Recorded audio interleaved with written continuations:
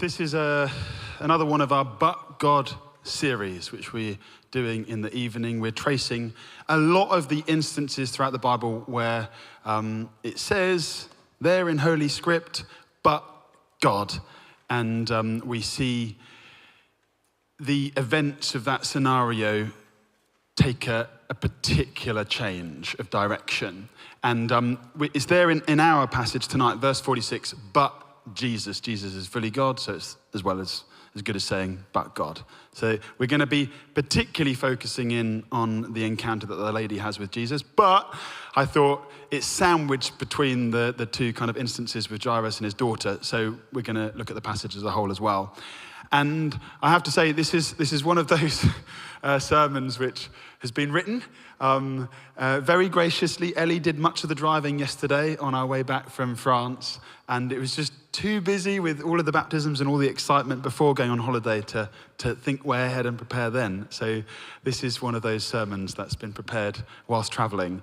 And for those who do speak, Roger was speaking this morning, Brian and Madeline, you preached last week. I know there's other preachers in here. I don't really have a regular routine. Sometimes I write word for word. Sometimes I write notes. Sometimes it's all in here. And this sermon would have been a perfect one to have all in here. But actually, yesterday I had my laptop out on my lap in the car, and I was just scribbling away. So you have to forgive me if it's a little bit disjointed, but I was really moved by this passage. And I think there's a lot to do with desperation in this passage. Just thinking about being desperate. Wonder where you go when you're desperate. Now, you could make that into a joke. Jesse, my 3-year-old, would definitely say, go to the toilet, Daddy. But I mean when you're desperate in life, when you've hit rock bottom, when you've reached your limits, whatever it is which is causing you to set those limits, whether it's parenting or work or stress and strain in loads of other different areas. Maybe you've got a big decision coming up and it's like the sword of Damocles, if that means anything to you, hanging above, and you know that whatever direction you take is going to involve pain and confusion. Where do you go when you are desperate? Because in our passage in Luke 8 this evening, we see desperation and it's hugely emotive. I know certainly in our church, I don't know if it's true tonight, it maybe will be true with those listening in online, but there are some in our church who've lost children, and it's heartbreaking, incredibly heartbreaking, because it's not the natural order, is it? And I've wept with and prayed with many suffering in that way, and yet our passage has that tonight. It's a moving passage. And passages like this immediately bring back that present pain. It feels present, even though maybe it happened in the past. To some degree, all of our hearts break with Jairus when we read that his daughter has died. The fact that he was a synagogue ruler, that doesn't really mean anything to us. He is a dad, and his only daughter has died. And the stress is on that word only, his only daughter. I remember traveling to Sierra Leone just before coming to minister here in Peckham. And Jesse, who I just mentioned, had just been born. And he was still so young and so fragile. And he was just starting to form those kind of first sounds that sound a little bit like words but aren't. And I just remember like the first day being in Sierra Leone, as much fun as I was having and as much as I was seeing God do in these teenagers' lives in droves in Sierra Leone, my one prayer was, Lord, I just want to get back and I just want to hold Jesse one more time. Just one more time. That's all I want, Lord. I was desperate. Jairus, in our passage, synagogue ruler, respectable man, well-dressed, thought highly of in the community, not used to making a scene in public. And yet there he is blubbering at Jesus' feet, because in desperation, you do anything. I remember my mum, to slightly change the atmosphere, I was holidaying with her in Banff in Canada one year, and she started getting out the car whilst I was still driving, And accidentally, I shouldn't do that. It was a pure accident. I drove over her foot and she screamed an expletive in the middle of Banff, so loud. Everybody stopped, including me. And unfortunately, I stopped in the wrong place on her foot. And so she screamed again and I moved. But in desperation, you do anything. You don't worry about causing a public scene, do you? If you're desperate. And in our passage, we see this lady right in the middle, shunned by community, venture into the crowds just to get near to Jesus, just to touch something he was wearing. We might think that's a little bit superstitious. We'll get on to that. But again, nonetheless, you do whatever you need to do if you're desperate. You're truly desperate. Tonight, and it's going to be up on the screen hopefully now, I'm going to share 4 reasons why Jesus is the best place to turn if you are feeling desperate. And as Christians, friends, we have moments in our lives when we also feel desperate. So this is for us too. First reason, because Jesus doesn't have a type. And I wanted to start with an apology, and this is an apology from a church leader, a pastor. I am sorry if any of you here, anybody tuning in online, has ever ventured to a church and it's taken you a lot of courage to actually go into church because maybe, you know, social situations cause a little bit of fear and walking in through the doors of a large building to an unknown causes fear, and yet nonetheless you've gone to church because you desperately want to engage with God and his people, and yet you've been made to feel unwelcome. I've spoken with people in moments of desperation who've done that. They've reached out to church for help, found their way there, and yet they've gone to sit down and then somebody said to them, "Oh, that's my seat, move on." And it breaks my heart. They've left feeling unwanted. Now, we are human. The church is made up of fickle human beings. We get it wrong sometimes. But if that is you, then I'm sorry. I start with an apology. If you've ever been made to feel overdressed or underdressed in church, or being given the impression that, you know, we're fine without you, then apologies, apologies, apologies. Sometimes church can feel more like a members club than what Jesus models here. And I say that we're fickle, I'm fickle. The disciples too, they had fickle moments. They fell into that trap. So there's one instance where children are brought to Jesus and the disciples try and shoo them away because in that culture, you know, children aren't the VIPs. They should be like the Victorians. They should be seen but not heard. And yet what does Jesus do? He says, no, look, I'm going to model how important these precious young ones are to me. Come here, come here. Sit on my knee. I'm going to give you my full attention. And remember, he's the head of the church. And so I say, all are welcome. All are welcome. As I've already mentioned, in our passage, we find 2 very, very different individuals. We get Jairus. I've mentioned already, verse 41, he's a synagogue leader, which is surprising because most of the other religious leaders have given him a wide berth, but not all of them. Here he is. And he's interested and he's come to Jesus, man of prestige and wealth, and he's welcomed by Jesus. And then secondly, we have somebody at the other end of the social spectrum. We have this woman in our narrative. Verse 43, it says she's been bleeding for 12 years. Horrific. It's probably a reference to some sort of hemorrhage, which is not only distressing. I'm sure some of you in here, you've had health problems which for many years have gone undiagnosed. And that's all the more frustrating, isn't it? When you're dealing with something, you know what the situation is, and the doctors might say, well, here's the diagnosis, the prognosis, and so on, then that's heartbreaking, especially if it's a life condition. But when you don't know, when it's undiagnosed, it's doubly frustrating. And this woman just does not know. Doesn't have a clue. Mark's gospel tells that she'd spent all of her money on looking for remedies, and we would do the same. But what feels like an extra tombstone that's been tied round her neck is, in her Jewish culture, to bleed like that was to make her ceremonially unclean, and therefore she needed to distance herself from everybody else in the community.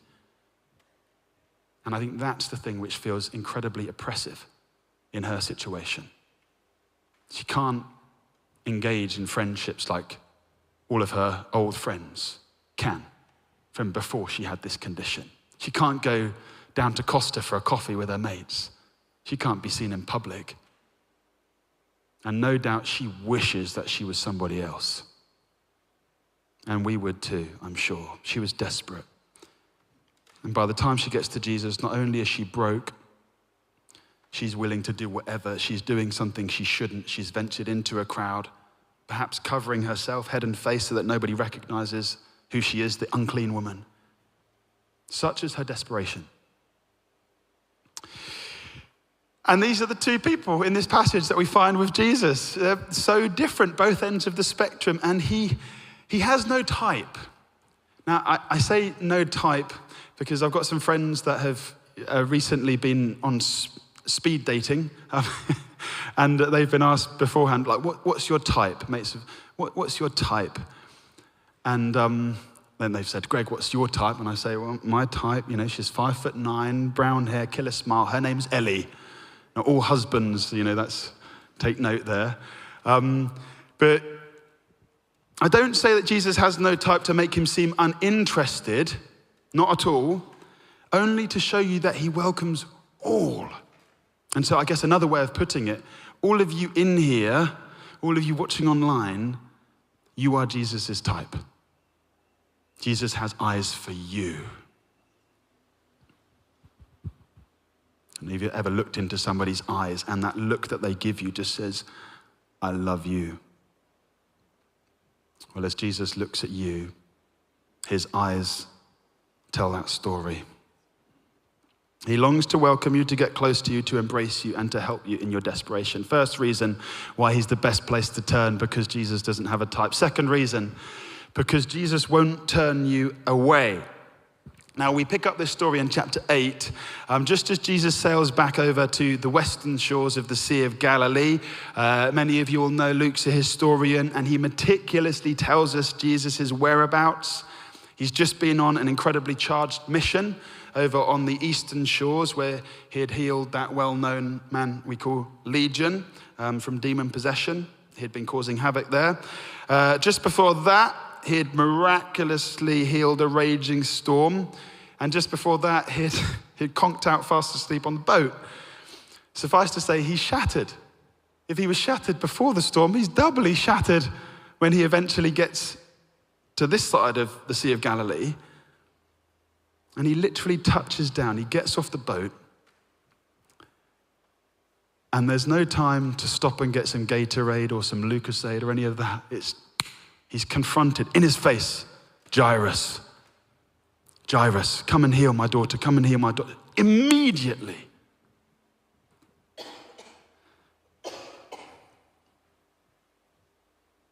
If it were me, I'd have been making excuses. I'd have been saying, look, I'm tired. I'm hangry. I don't make good decisions when I'm tired and hungry. Let's just pause. Let's do this tomorrow. And you're going to get a better Greg. But not Jesus. And what a leader. It's why I found Jesus so compelling when I came to call him Lord as a 17-year-old. I was looking for a leader who would actually serve people, not self. And here is Jesus. He always puts others' needs above his own. And so, yes, of course, he goes off with Jairus. And today, the blue lights would arrive and he'd be whisked off, such is the urgency of this situation. But in our narrative, now comes the drama, because this is when the bleeding woman shows up. Jairus, he's well known. People have seen him. He's the synagogue ruler. And yet people have seen him lose his social decorum in public because of his desperation. And so now there's a crowd pressing in. They're like, what happened with Jairus? Why was he crying like that? Why has he gone to Jesus? And so everybody's gathering round him. It's like London Underground. You know, if you ever go on that London Underground in peak time, when all the commuters are either coming from or going to their work, you're like this, aren't you? You feel like your sardines packed into a tin. That's the crowd here.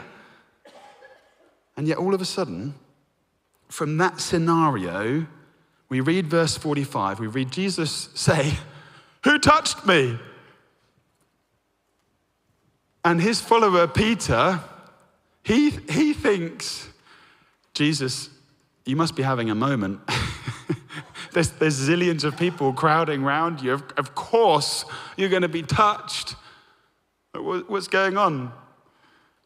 Are you okay? Classic Peter, speaking before thinking.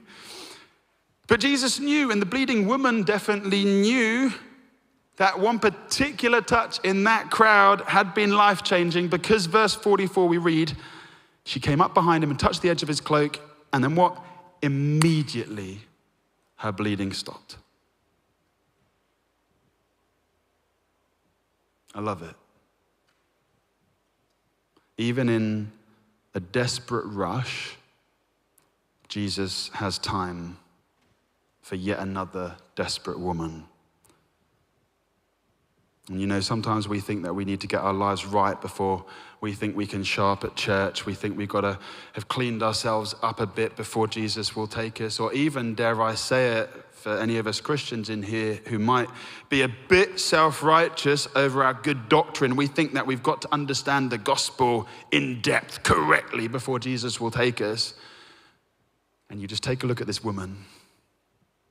There's none of that. In fact, she seems, as I mentioned earlier, fairly superstitious. If I can just grab his holy clothes. Her belief sounds perhaps a little hocus pocus. The edge of his cloak there may well be referring to the tassels of the garment commonly worn by Jewish men of Jesus' day, with the tassels carrying a theological reminder of God's law. So basically, it's the religious bit of Jesus' clothing. And so could it be that she's being doubly superstitious in reaching out for the religious bit on this traveling rabbi? I don't know. But what I do know is that when any of us, because Jesus is living, when any of us reach out in desperation to grab something of Jesus, be it with superstition or bad doctrine or unhelpful religious baggage, he will not turn us away.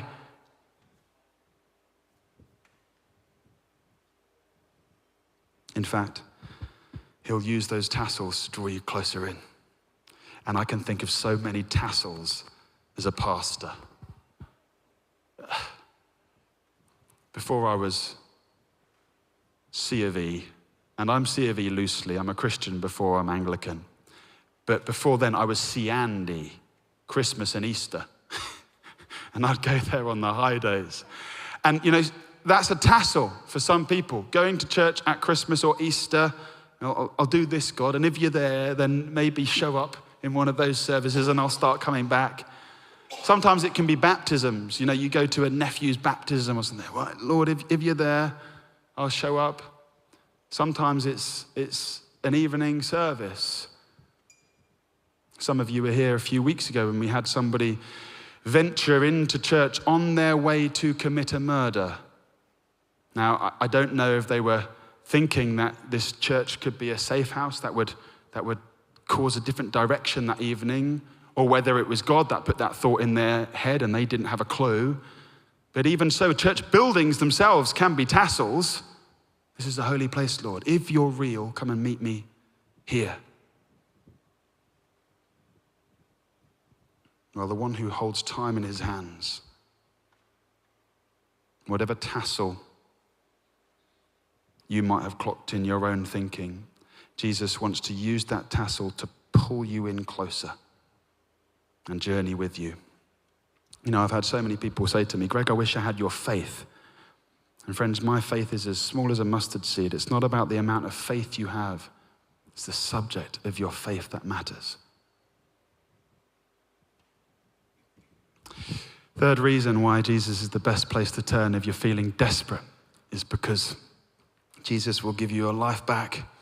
Just revisit Jesus' question, verse 45. He says, "Who touched me?" Peter was quick in his response, but slow on the uptake, because of course Jesus knew who had touched him. He's literally just calmed raging storms. He has all authority. Of course he knew. And therefore he knows what he's doing by asking that question, who touched me? And yet the crowds pause. There's an awkward silence. And we pick up verse 46, our But God, part of the series, But God. But Jesus said, someone touched me. I know that power has gone out from me. Another awkward silence. Picture the scene. Because there's this standoff. It's like sometimes earlier, I think Roger and I both had it a little bit this morning where we asked for volunteers, and initially there's no hands and there's a bit of a standoff. Is church gonna play ball with us or not? Who touched me? No movement. And so we ask, who touched me? And then we read those beautiful words, verse 47 to 48. Then the woman, seeing that she could not go unnoticed, came trembling and fell at his feet. In the presence of all the people, she told why she had touched him and how she had been instantly healed.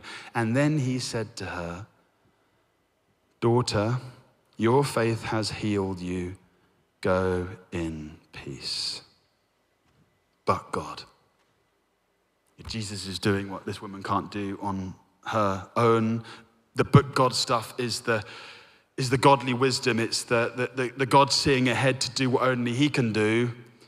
And you see, by asking the question, Jesus gives this woman an opportunity to stop hiding. He's not being mean. He's not trying to embarrass her. Far from it. He wants to raise her up so that all can see she is healed. No longer is she ceremonially unclean. After 12 miserable years, she can have her life back. She can start enjoying community again. She can go to the shops with her mates. She can catch up with friends down at Costa in the coffee shop, worship like everybody else with her community, not on her own. And not only that, she can know restoration and relationship with God. Jesus speaks so tenderly to her. You know, she's probably older than him in human years, and yet he says those words, "Daughter, your faith has healed you, go in peace." And maybe because of her uncleanness, she hasn't heard those words. I don't know if her earthly father's still alive, but if he was, for the last 12 years, she hasn't been able to hear those words from her own father embracing her. And yet here she hears them from Jesus, "Daughter." And I know some of you, I hope and pray all of you know that intimacy with Jesus. The intimacy the Apostle John knew. Didn't he often call himself the one whom Jesus loved? And Jesus wants to remind you tonight that you are loved, that you're a precious son or daughter of the living God. So we've seen the agony of Jairus, his love for his daughter so dear to him, so precious. And likewise, we see this hopeless woman in Jesus' eyes.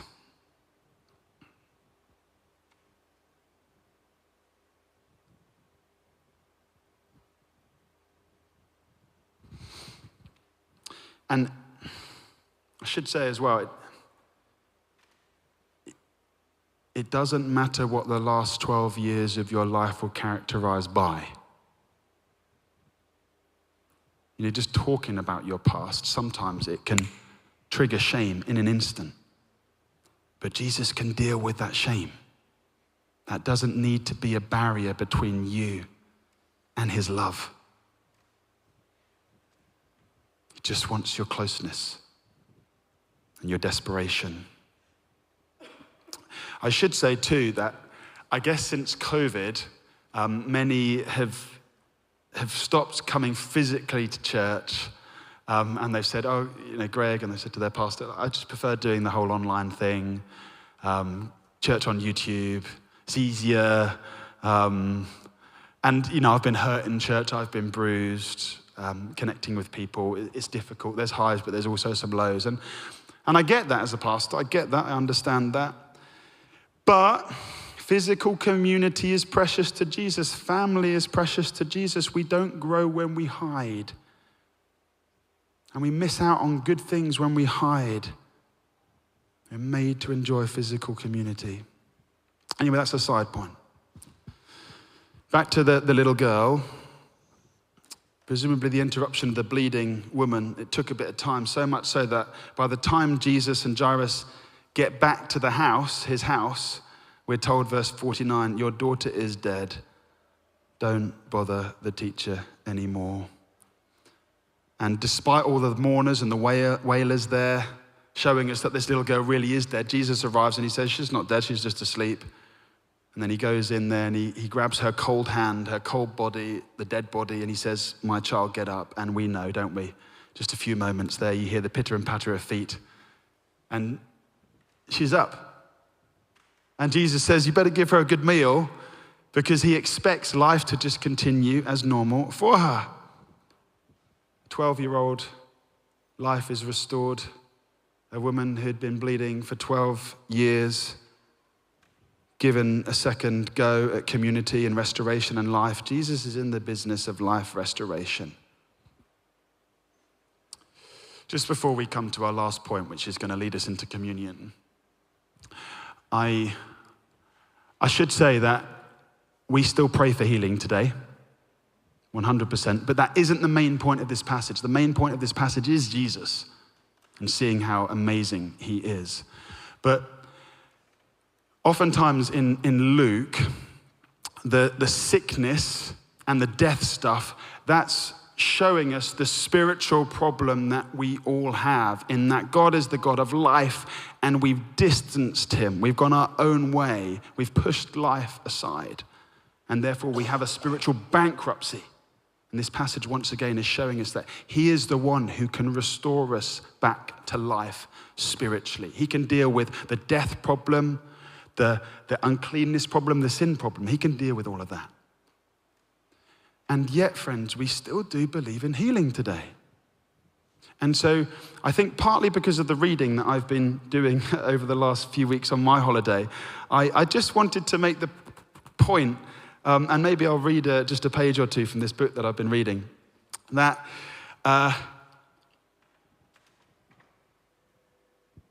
we need to invite God afresh into the life of All Saints Church to demonstrate his healing power, because Jesus expected his church of all generations to continue to provide the ministry of healing. He says, doesn't he? I'm not going to be with you forever. You're going to go on to do even greater things. And theologians, the disciples, the early church, they thought, okay, well, what does this greater things mean? But most of them thought, well, the works and the greater things that Jesus was doing was definitely to do with his miraculous powers at the time. And then we read in 1 Corinthians 12 that the gift of healing and miraculous powers is linked alongside the gift of teaching and tongues. We come to church on a Sunday and say, oh, when's the sermon going to be? We expect the teaching, but we don't necessarily expect or have an appetite for the healing. Why? When they're gifts of the Holy Spirit mentioned in the New Testament. And so I thought I'd just read a few pages from this book, just to give you a little bit of an insight of what I've been reading over the summer holidays. So, supernatural ministries are no exception. This is from the book Miracle Work, a down-to-earth guide to supernatural ministries by Jordan Seng.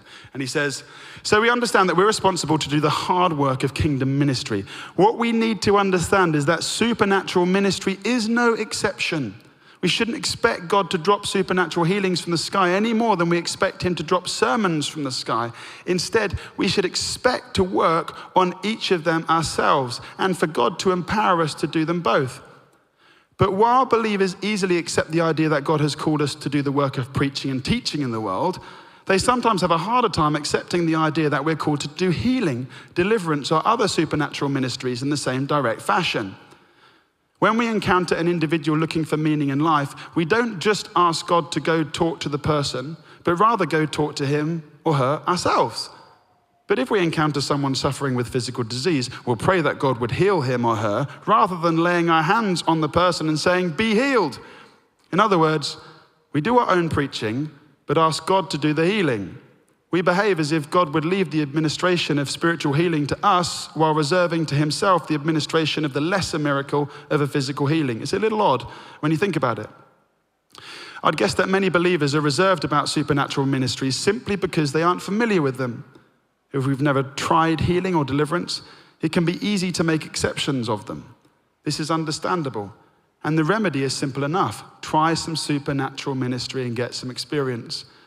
But I also suspect that some believers reject their role as hands-on supernatural ministers due to sincere concerns about, well, arrogance. Again, some think that since God is the source of all miracles, it would be irreverent for us to say that we can be miracle workers. For these believers, it would seem perfectly fine for me to say, "I preached to someone today," but completely presumptuous for me to say, "I healed someone today." I completely understand the sentiment, but there are a couple of problems with the thinking. First, it treats some ministries as human and some as divine, whereas in truth, all ministries are both. In passages such as Romans 12 and 1 Corinthians 12 and 14, the Bible says that both teaching and healing are supernatural gifts from God. Wisdom, leadership, giving, helping, and administration are all called spiritual gifts, just as prophecy, tongues, and miraculous powers are. There is no such thing as natural giftedness. It's all supernatural. When you think about it, even life itself is a supernatural gift from God. If we lead people well, it's a spiritual gift. If we preach or teach well, it's a spiritual, supernatural phenomenon. And if we heal someone, cast out a demon, or prophesy, that's also because of God's power. It all comes through God's Spirit. So it's a bad idea to treat some ministries as categorically different from others. I think I'm going to stop there. But it gives you a bit of an eye-opener of what I'm getting at. Yes, this passage, as I said, it's not about healing. That's not the main point. The main point is about Jesus and his compassion for all of us. He wants to call you son. He wants to call you daughter. But we see a healing. Don't be surprised by it. We should expect healings in the church today. Fourth and final reason why Jesus is the best place to turn if you're feeling desperate. And that's because Jesus is willing to suffer for you. And this is going to lead us into Holy Communion. And it's not, again, a big point. I don't want to push it too much. But after his healing of this woman, we get verse 46, and he says, "Someone touched me. I know that power has gone out from me." And we get this sense that whenever Jesus changes a life, it costs him. It costs him. Just having a chat with Ioana before the service, we were talking about the costliness of healing ministry, that being a real thing we see in the life of the church today. Many who have that gift and experience and put that gift into practice sometimes feel the pains and the costliness of that. And here's Jesus. We see it too as he approaches Jairus' home. The mourners laugh at him when he says he's come to wake her up. His dignity, integrity always being undermined by others. There's a verse in the Bible that says, "He was despised and rejected by men, acquainted with grief. Surely he has borne our griefs and carried our sorrows." The true cost of his love, we see not here as power seeps from him, but as you know, we see it on the cross as blood pours from him. And in that moment, he experiences not just the physical pain of crucifixion, but worse by far, the spiritual torment of the distance and hurt we've poured upon him by so often walking past him. And he bears it all. And we ask the question, why? Were it not for love? And so I ask you again tonight, do you realize just how much Jesus' love means? how much love he must have for you, that he would be willing to suffer real pain, experience real calluses, real tears, real splinters, shed real blood.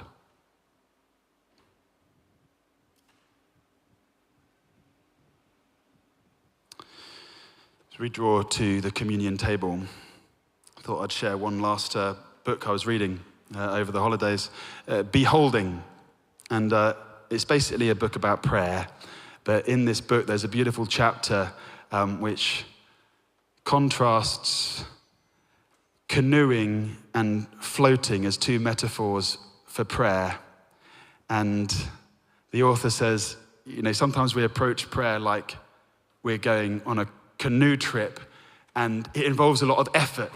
And amen to that. We've got some wonderful prayer warriors in church, and they wrestle in prayer, and it's strenuous, and you go with a list of intercession, and that can involve sacrifice of time. But then there's also just spending time with God for who he is. Jesus talks about abiding, and that's what he's getting at with the beholding. I behold your majesty, and I just float.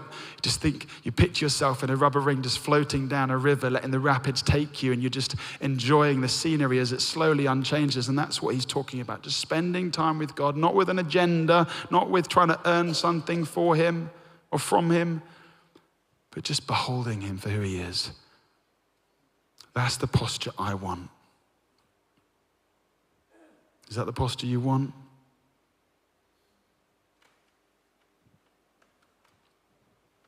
Lord Jesus, we thank you that you're worthy of our time. We thank you that you're worthy of losing social decorum and crying out to you in public with tears in our eyes. Thank you that we can come to you in our desperation. Thank you that you don't turn us away. Thank you that your love is bigger than our sin and shame and guilt.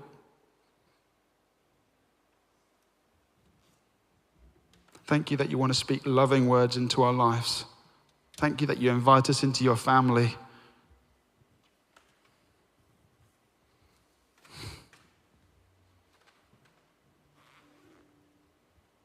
Thank you that you care for us intimately. You care about our well-being. You think about this salvation, that your love for us is far more than just forgiving us of our sins. Some people can be forgiven but still feel that they're not liked or loved, and yet you love us and you like us as well. And praise you for your invitation this evening, not just to this table, but into life. We don't want to hide. We don't want to miss out on the good things you have in store for us. So give us that faith, like this woman, to grab a hold of you, like Jairus, to fall at your feet. Please meet with us now around your table. In your precious name.